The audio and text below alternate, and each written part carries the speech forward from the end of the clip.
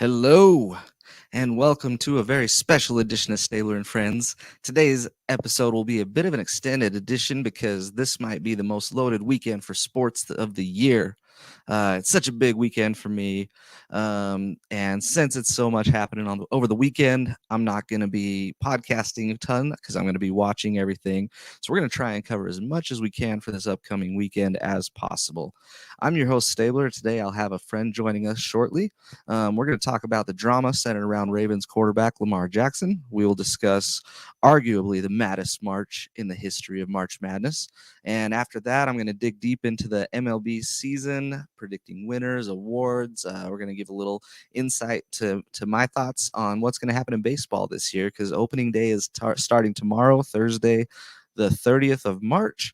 And also this weekend is WrestleMania. I don't know if we're going to have enough time to get into all the matches tonight, but if we don't, I'll make sure, I promise I will get a preview of WrestleMania. I'll give you guys all the backstories and everything like that so you can get pumped up, watch it on Peacock, and let me know what you thought of it. We are going to get it started off with the talks about Lamar Jackson. There is a lot of drama going on with Lamar. And before I do this, I want to bring in my special guest and one of my best friends ever, Mr. Paul Clifton. All What's right, up, Paul? what's happening, Stabler? Thanks for having me on the show. Yeah, good to see you, man. See you, man. Congratulations. If you guys didn't know, Paul just had his first child. Yeah, man. It's a huge blessing, man. Yeah, Yasmin, she's 3 weeks old. Yes, I Yeah, love that so name. cute. Yeah, man. That's crazy. What do I need to know for future little stablers in the world? Like, is it exhausting? You getting any sleep? Nah, man, there's no sleep. There's no sleep, man. Yeah, because you have to feed newborns like every 2 to 3 hours. So Yeah. just constantly getting up, changing diapers. She poops all the time. You know, it's like Uh, so a lot of parents say that their kids either like peed a lot or pooped a lot. I got one that poops, so she just poops all the time. And but she's cute, man. It's all worth it. So Heck yeah. definitely changing my share of diapers the last couple of weeks, and there's more of that to come. It's like it's only been 3 weeks, Oh, so for many years for changing because I'm 36 and I still shit my pants once in a while. So something to look forward to the rest of your life. yeah, man. You gotta stop by that Walgreens aisle and get some pull-ups, man. Some of those adult diapers, they come in handy. Well, I brought you on today because we've been wanting to get together for a podcast, and you hooked it up today with this new little format. I really appreciate this. Look how cool this is. We got the logo in the corner. We got many other features that we haven't got into yet, but Paul just showed me how they work. And so the next episodes, I'm definitely going to have that ticker and logos and Twitter handles and all this other cool stuff. So thank you for that. And I figured we haven't talked sports in a while. I've missed you. A lot going on with all sports, but football never sleeps. And I think our biggest conversation right now, the discussion is Lamar Jackson. I'm gonna give a quick background, and then we'll just kind of get your thoughts on it, and we'll go from there. Let's start it off. Lamar Jackson, if you don't know who Lamar Jackson, I'm pretty sure if you're listening to this show and you watch sports, you know him. He's basically a cheat code for fantasy football. He's a cheat code for Madden video games. He's super fast. He's got pretty decent arm. He's a dual threat quarterback. So what's going on with him is he wants to get paid. He wants to get paid guaranteed money. If you don't know this, because I mean, a lot of the times we see these huge contracts being thrown towards quarterbacks, offensive linemen, defensive linemen, like the big contracts that say like they just signed $140 million guarantee or $140 million contract. Really, what that means is they're probably got 30 to 45 $50 million guaranteed. The rest is incentives. The rest is like if you can get a win in the playoffs, you'll get a bonus 2 million. If you can get to the Super Bowl, you'll get a bonus 5 million. If you win that, if you get over a certain amount of yards. So players don't like that. They want their guaranteed money. There hasn't been much of a history of 100% guaranteed money. As far as I know, the only person that's a quarterback that has gotten fully guaranteed money is the Browns, who gave Deshaun Watson a fully guaranteed contract. Alleged sex offender Deshaun Watson got guaranteed money, and he doesn't have to do anything. If he doesn't step on the field the rest of his career, he will still get paid that money, I believe. Is is that kind of how you understand it, Paul? Yeah, yeah, that's in essence what a guaranteed contract is, right? Yeah, And yeah. that's how I understand it. But I think it's debatable as if like I don't think like there's a debate today about if Lamar has even come out and said that he wants a guaranteed contract. Yeah, yeah. I guess it's just kind of like all speculation and what we read and hear about.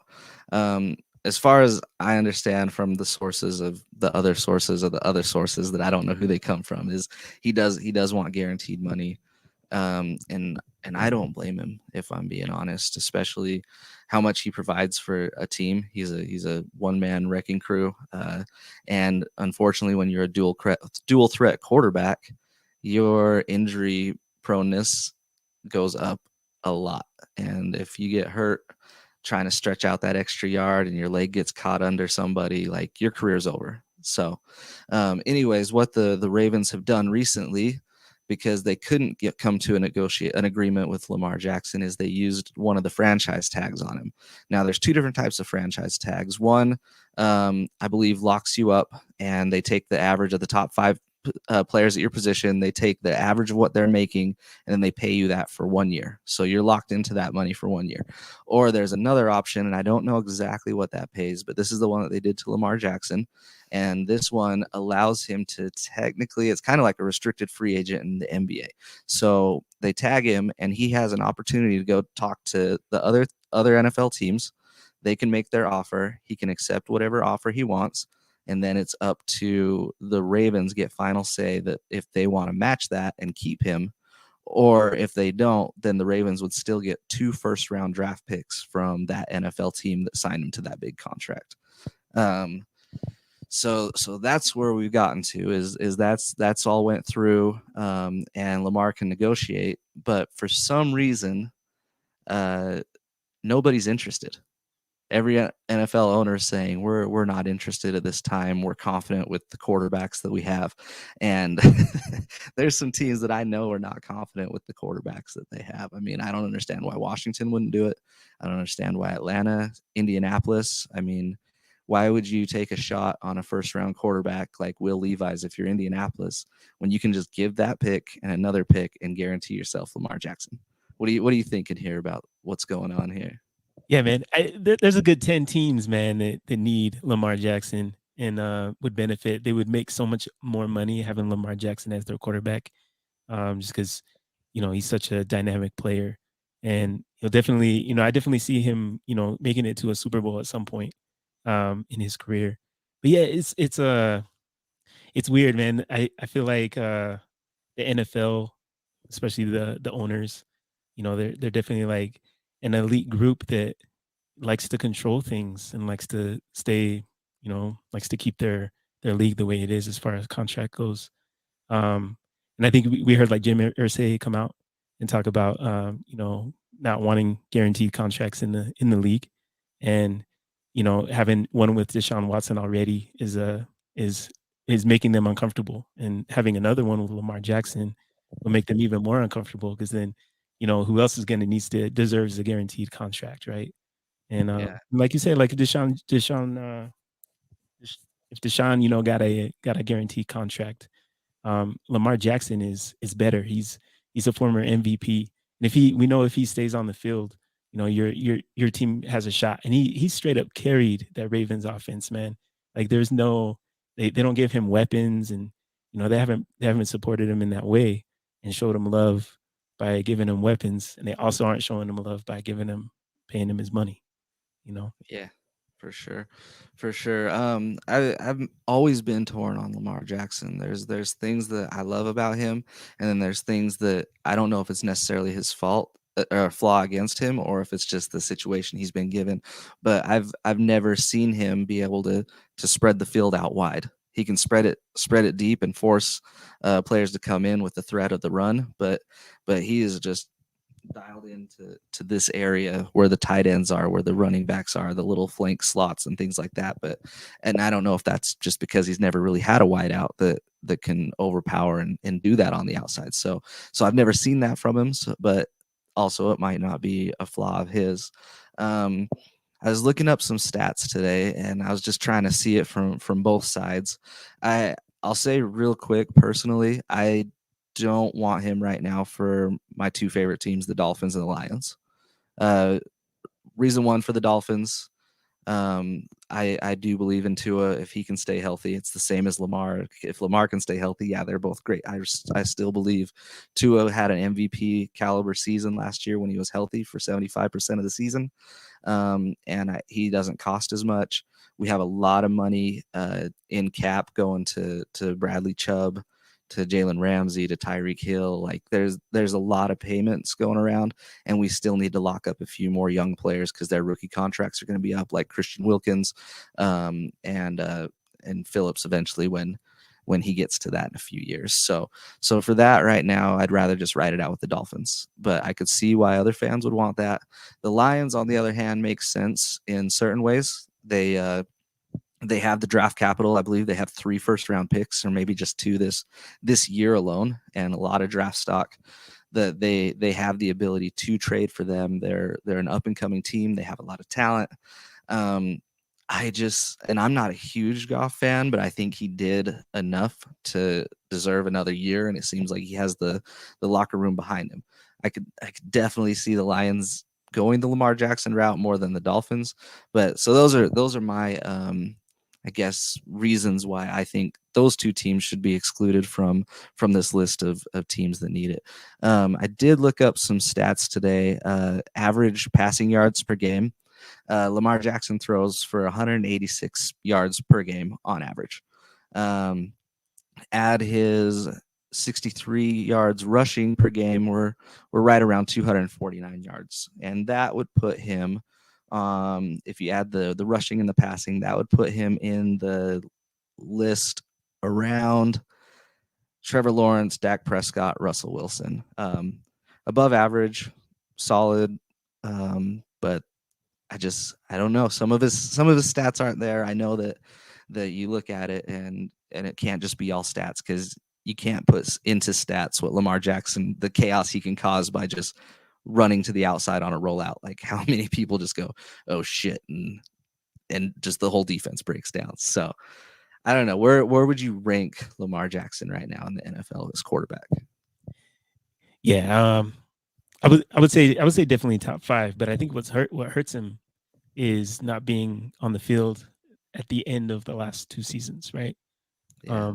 And even when the season's on the line, there's people questioning whether or not he could have played, or Yes. but also goes back to why he needs to get paid, because the dynamic player that he is, like any snap could be his last. You know what I mean? And so Yeah. he has to make sure that he's insured. You know what I mean?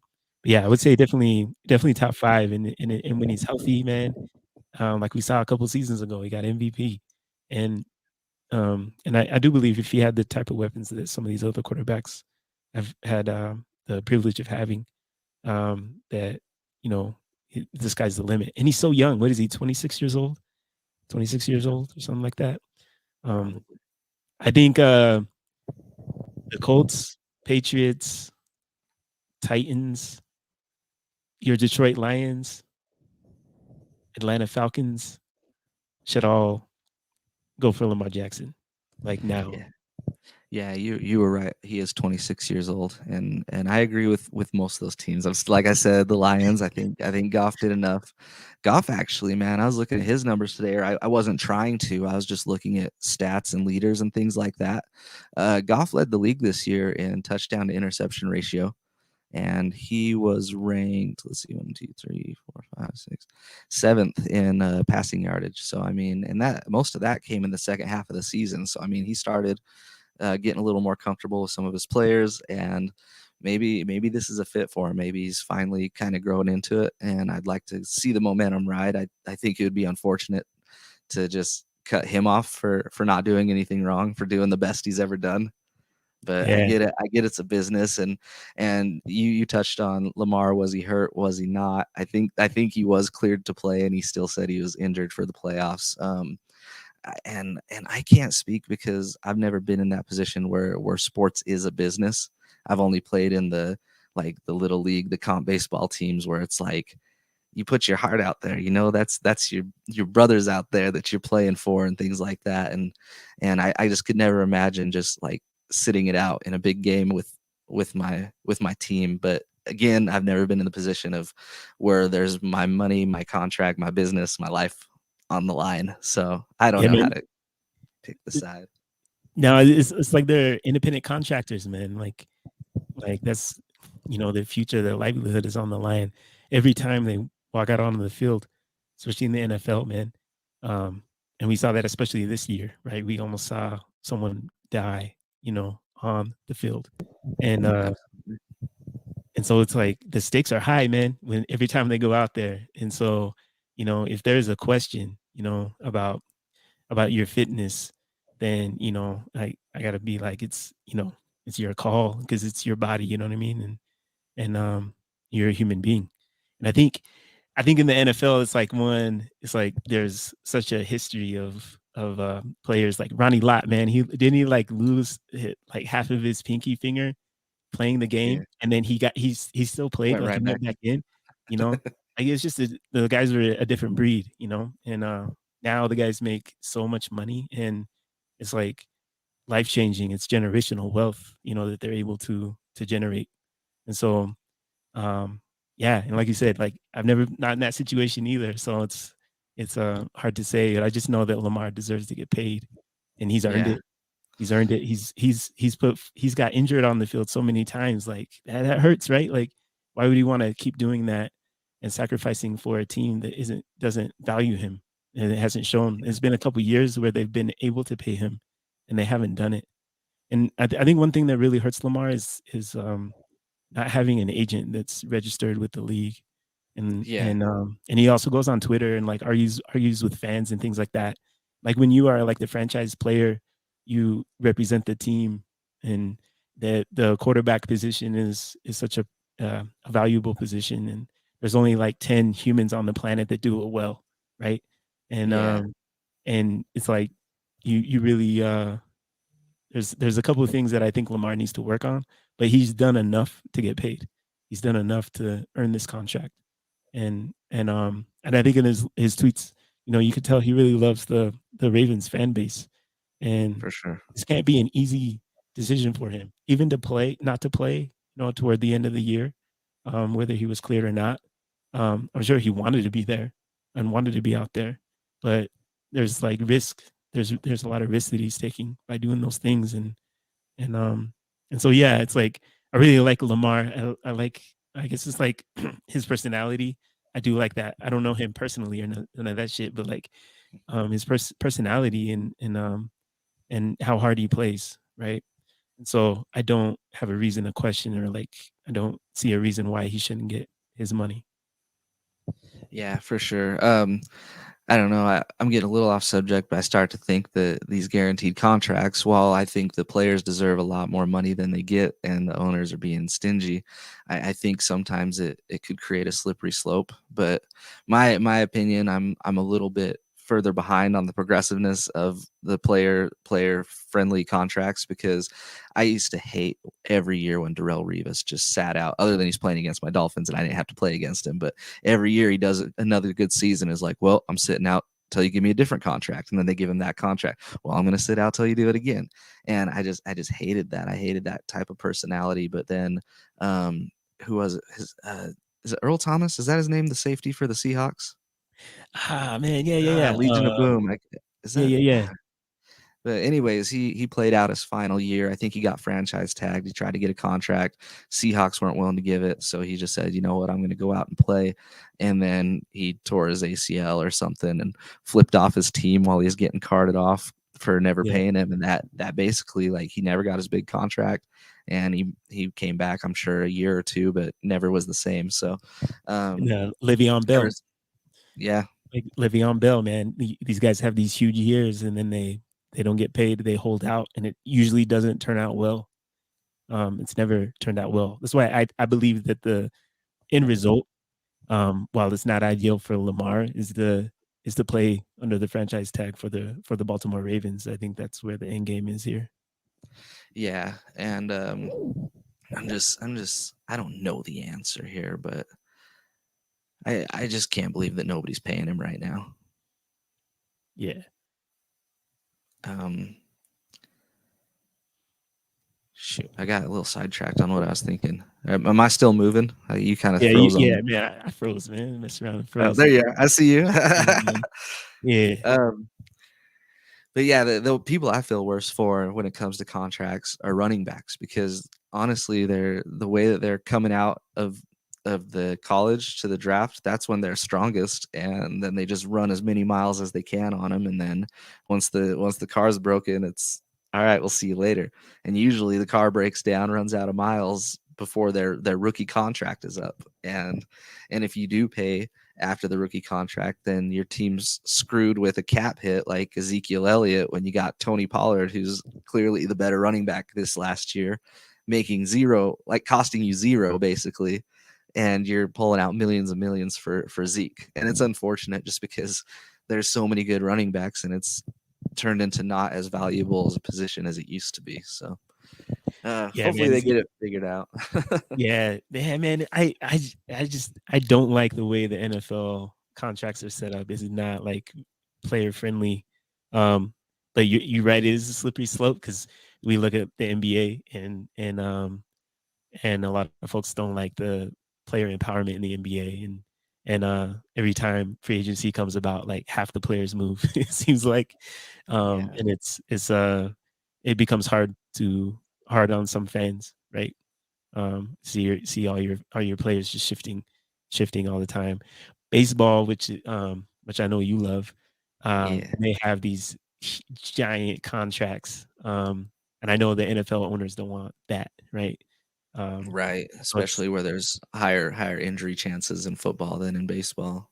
yeah, right. And like there's more in baseball, it's more likely that somebody's gonna play their contract, right? Even though their contract might be 10 years in baseball, but Yeah, it's more likely that they're gonna be on the field all the time and day in, day out.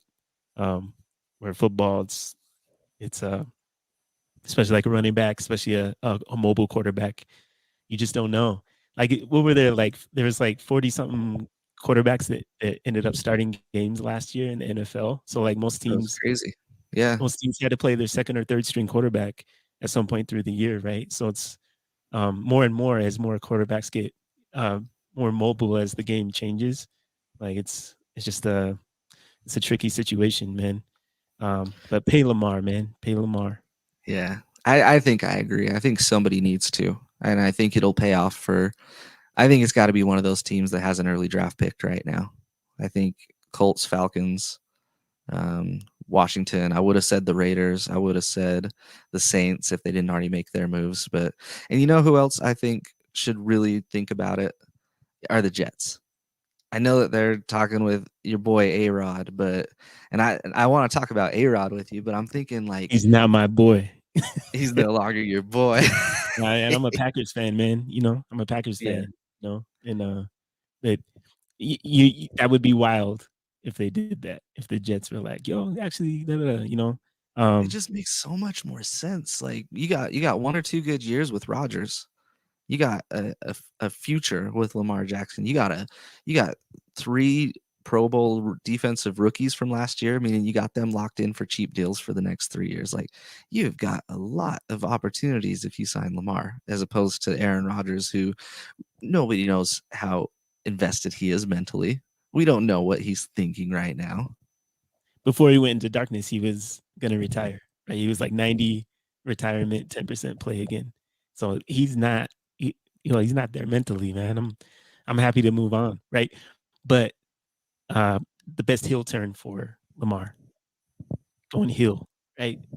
Yeah, The you got to. Patriots, the Patriots. Ooh, Lamar and Belichick. Yeah, man, that would be that would be dynamic. You imagine how stacked the AFC East would be this next season? And the Just with AFC Rodgers. has like all the best quarterbacks, man.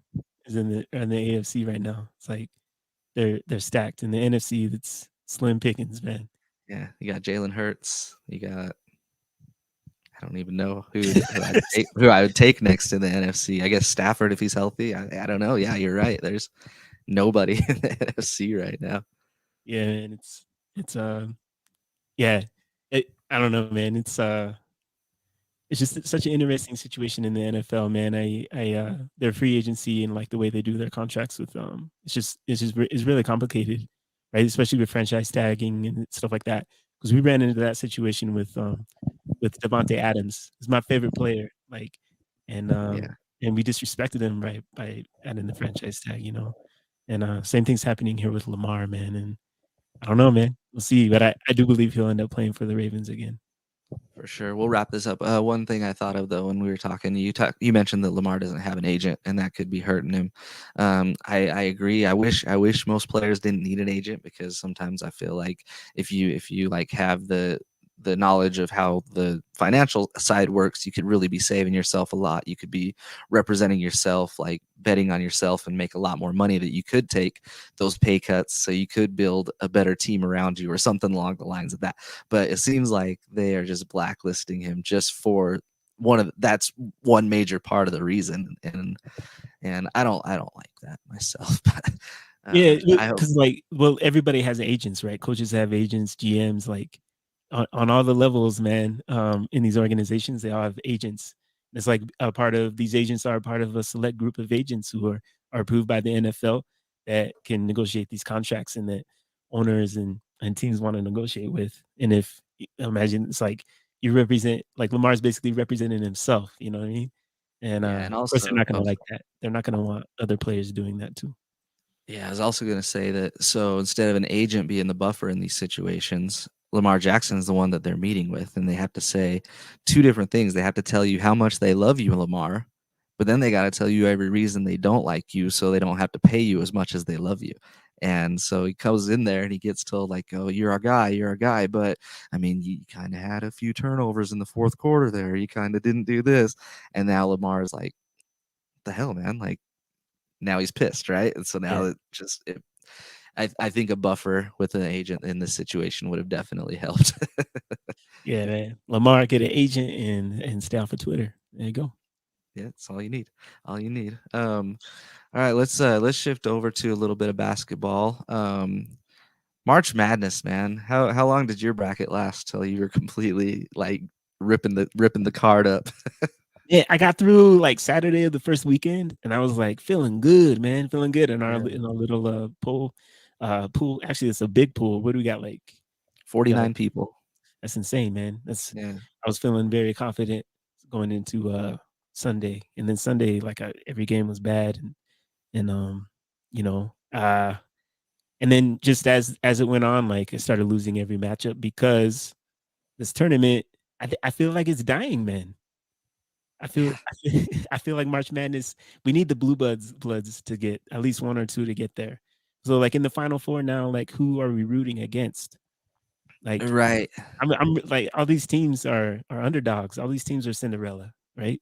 So it's difficult. We need a Duke in there to be like, fuck Duke, and like I don't know if I can swear on this, but Absolutely.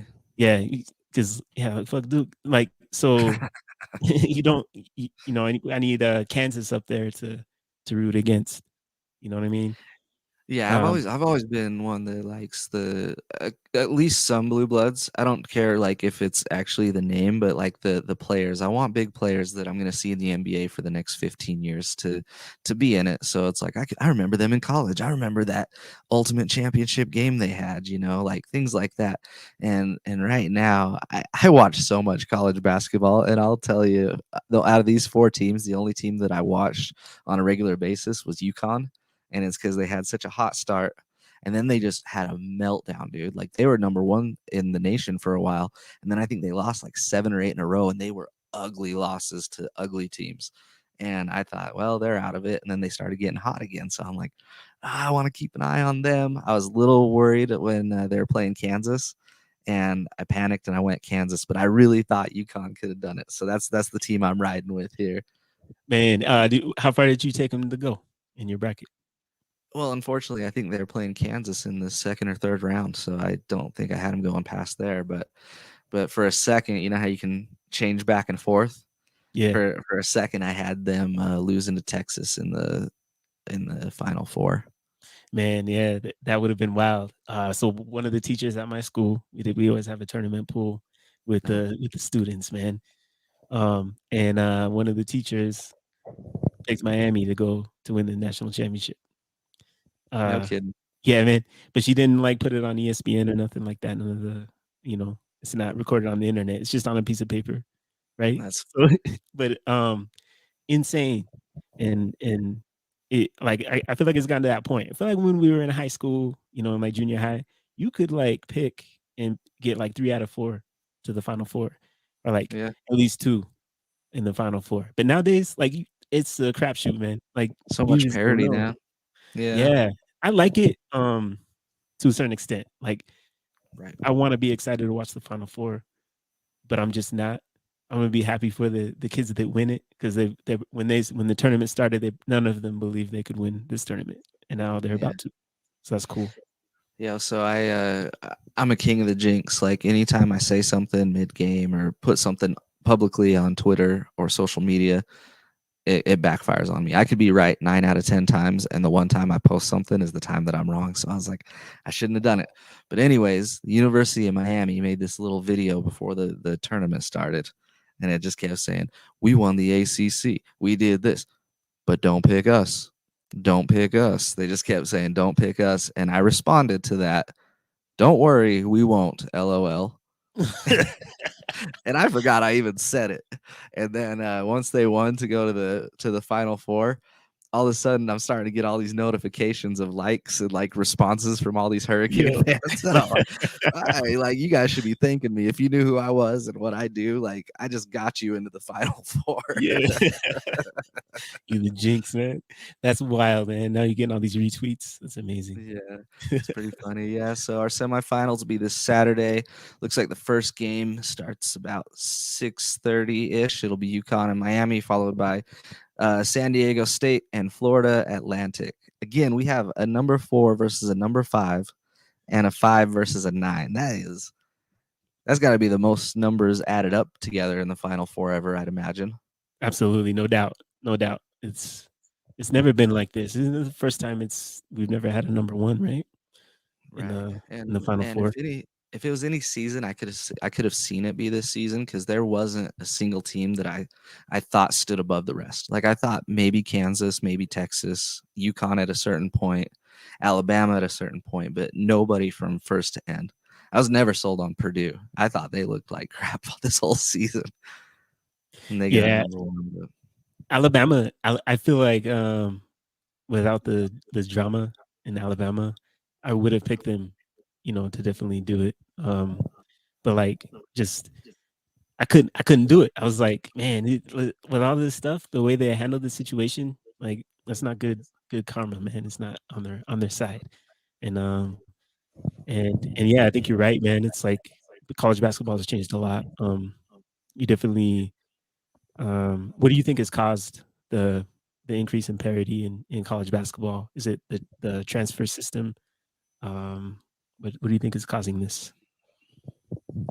I've been thinking about it, and I don't 100% know. I think that the transfers could definitely be a reason. I think a lot of it really is a lot of players are now foregoing the college, the NCAA to go play in the G League, where those G League players would likely be over at your blue blood schools that would be the ones like Scoot Henderson or whatever his name is, Victor Wamatamia. Like they come over here and play college. Like they're going all the way. Nobody's stopping them. So I think a lot of it is they're feeling like they're getting better development in the G League as opposed to NCAA. It's a different style of game, things like that. So I think removing the sure shot players is hurting them. I think yeah, the transport portal is helping certain teams, and yeah, it's just weird. I can't explain it. Maybe the game's just so evenly matched. Maybe there's just so many like young up and comers in their local city that didn't get the Division 1 contract and just ended up playing at Weber State or some D2 school. You know what I mean? Like some Big Sky school. I don't know. What do you think it is? Yeah, yeah. I think it's a combination of what you said. I mean, I don't think that the best players are we're not seeing the best players play in college. Um and the transfers. So like I can't remember which game I was watching because they say it all the time. They're like, da da da. Jim Nance is like, Noel, he's a transfer from da da da, some other school. And so we realized that these guys, a lot of these players have only known each other for a couple months and have just, got on this team, they kind of on this free market system. And and they're not necessarily like a cohesive team that, came up as like freshmen or redshirted and all this stuff. Like it used to happen. It's like I hate Christian Leitner, right? Because I don't like Duke. All right. But like I said, fuck Duke.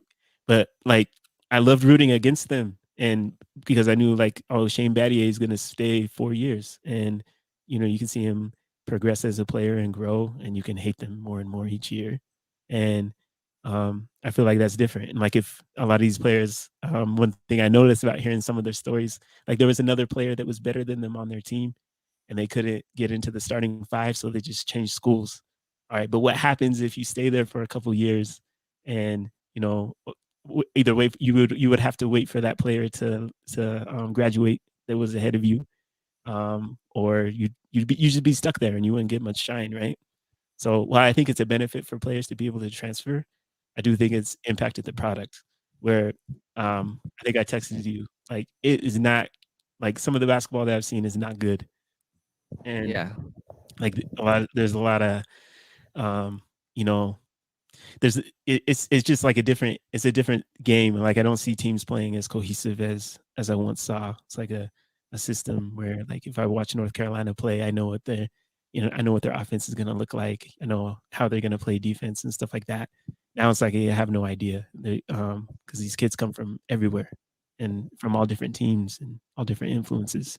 So yeah, it's um I do think we're this is the first couple of years of having the transfer portal in this way, and then also um, students being able to make money and things like that. So I think we need to give it some more time to see how it progresses. Because who knows, next year maybe we have all four number ones in the Final Four, and it's back to bloods.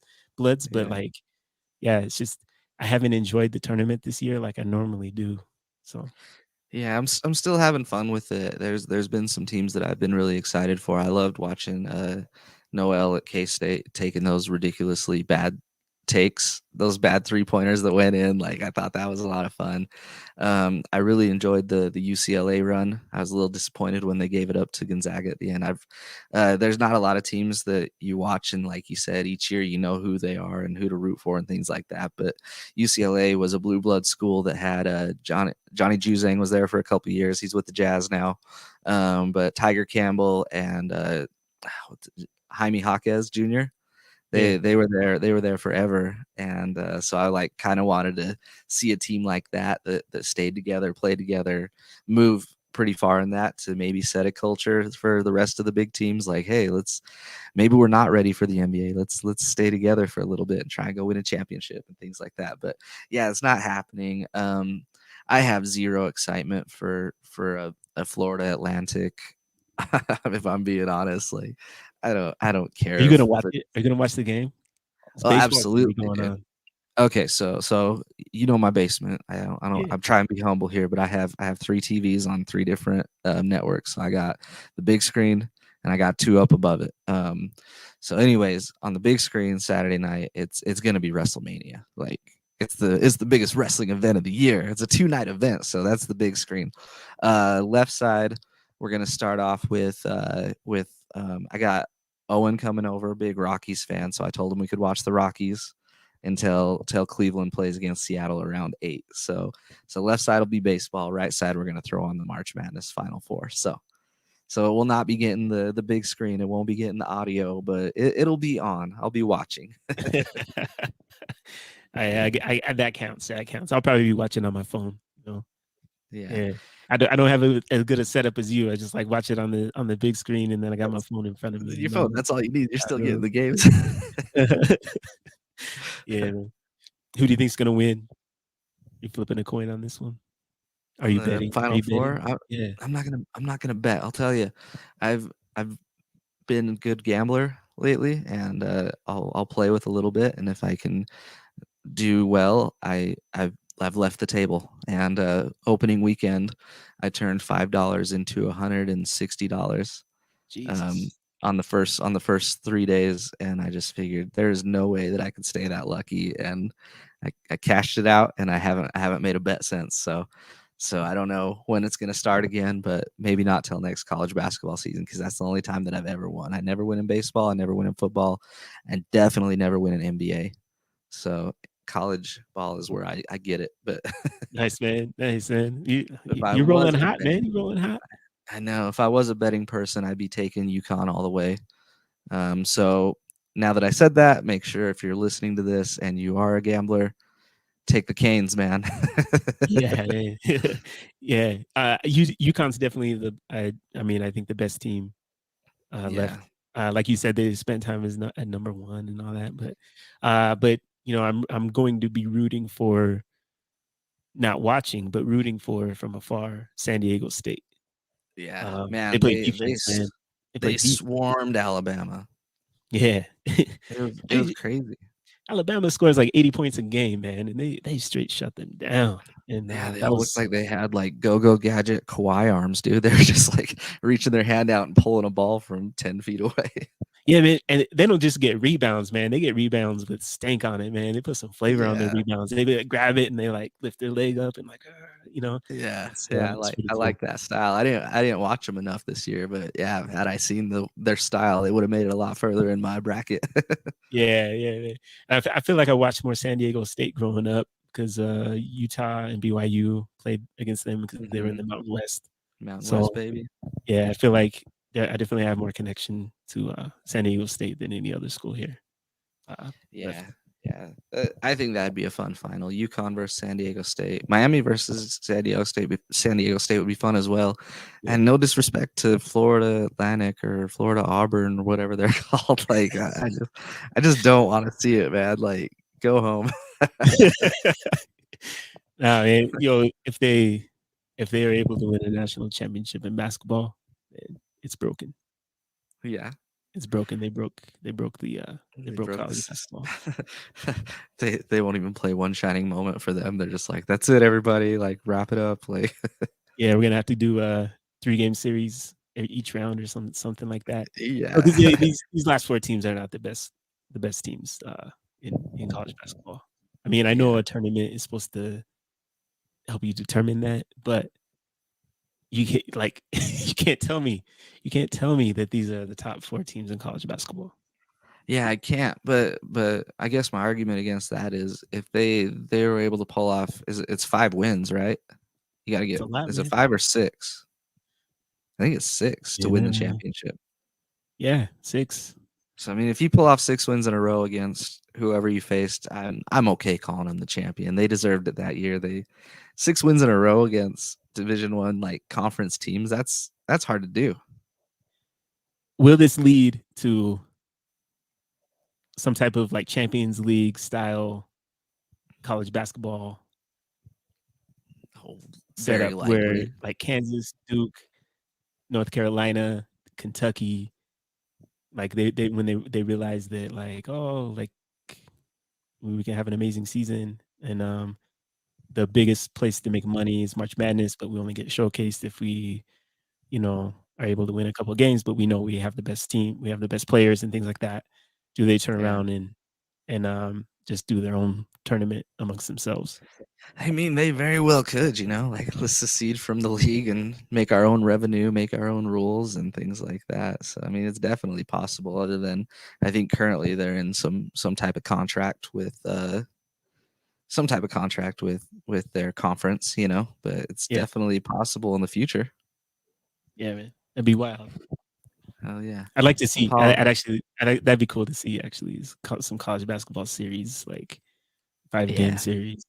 Be cool. They do kind of a tournament at the start of the season that I like, where they invite like the top 6 or 8 teams or something like that, and take them to I don't know if it's New York or Hawaii or what, but that's always a fun little tournament to kick off the season because Yeah, that is your blue bloods, that is your powerhouse versus powerhouse, like. that's right. That's right. Yeah. You're right. We have that already. But we need it at the end of the season, so I get what you're saying.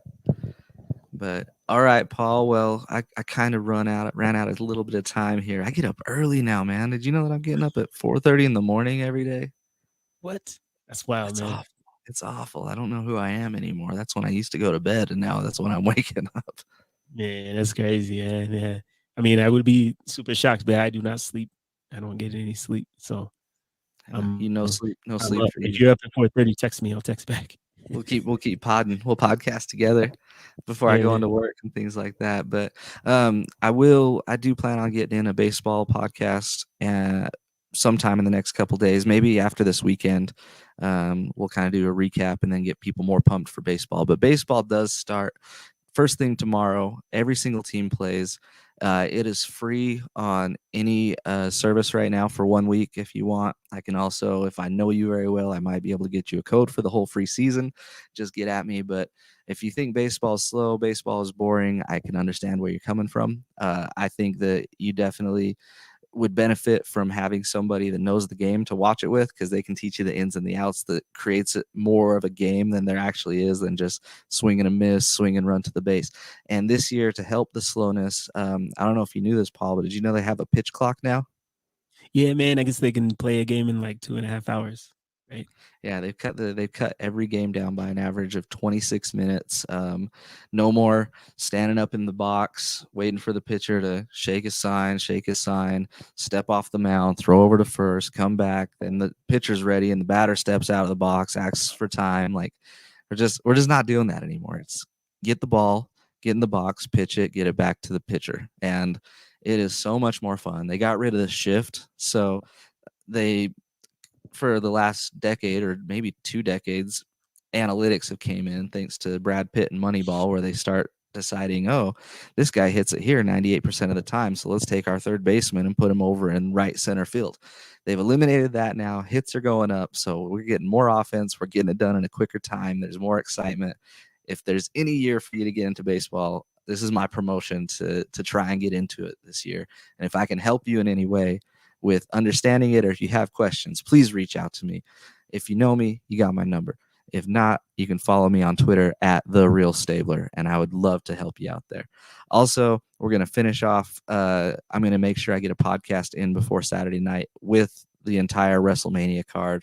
No predictions, because I don't want to spoil anything. Sometimes I get some spoilers and I don't want to spoil any of that. So I'm going to give you the background of the drama, all that good stuff. I'll let you know who I'm rooting for and what I hope happens.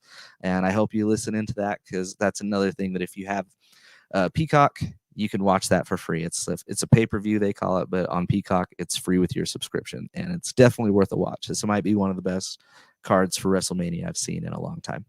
What are your thoughts, Paul? You watching WrestleMania? Yeah, I'll definitely check it out, man. I definitely watched Royal Rumble, the Royal Rumble. I need to catch up on my storylines though with the Bloodline. I want to Oh, catch so up on good. that, see what's going on. And yeah, I'll definitely, you know, I'll definitely check out a few matches. Yeah, that Peacock is amazing because you can catch up on anything. So yeah, I'll definitely get into some WrestleMania, man. Stone Cold making an appearance. Not yet. Not yet. There was rumors, and then they kind of slowly died. But I'm really hoping that it happens. My nieces and nephews came and watched WrestleMania for the first time last year, and they fell in love with Stone Cold. I didn't think they were gonna take to him because he's just like an older guy, But he was smashing beers and flipping people off, and they were laughing so hard. And it got to the point where my nephew was just like, Stabler, you need a Stone Cold? And he'd toss me a beer from the fridge and I'd drink one for him. And so I hope that we can relive that again this weekend. And it's amazing how Stone Cold, he always catches the beers. Like Yeah, I don't remember him seeing like whoever's tossing those beers, great beer throwing arm. And Stone Cold, man, just great man, hands. great He hands, could have man. been he could have been a punt returner, like he would have never muffed him. Yeah. Absolutely, man. He Oh could yeah. have played shortstop. Speaking of baseball, Oh could have yeah. been a good Yeah, look at shortstop. those hands. Yeah. Well, cool, man. Well, thank you so much for coming on, and you always motivate me to get a podcast in. So I appreciate the motivation, because sometimes I'm not as self motivated as I need to be. So thank you for everything. I really appreciate you. Appreciate you, man. It's super fun. Thanks for having me on and can't wait for the next one. Hell yeah. This has been my friend Paul. I'm Stabler. This is Stabler and Friends. Have a great day, and thanks for being our friend. Peace. Peace.